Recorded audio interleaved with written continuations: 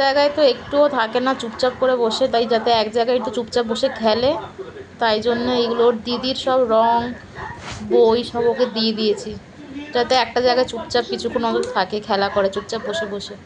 এখন দুপুর বাজে 2:45, কিন্তু আমি জানি ও এখন ঘুমোবে না, কারণ 11টার সময় একবার ঘুম দিয়ে উঠেছে। কতক্ষণ এটা নিয়ে বসে থাকে দেখা যাক।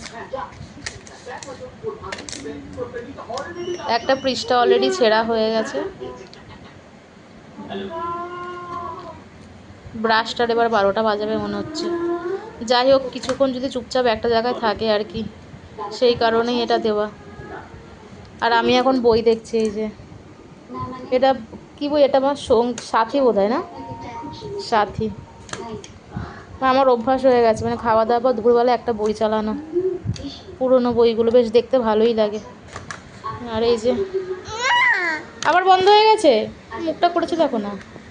তুই এটা কেন বারবার করে বন্ধ করছিস তাহলে দাদান বলতো? ও নম নম নম, বাবা রে বাবা, বাবা বাবা, করেছো নম, করেছো গপুকে নম নম, সোনা বাবা।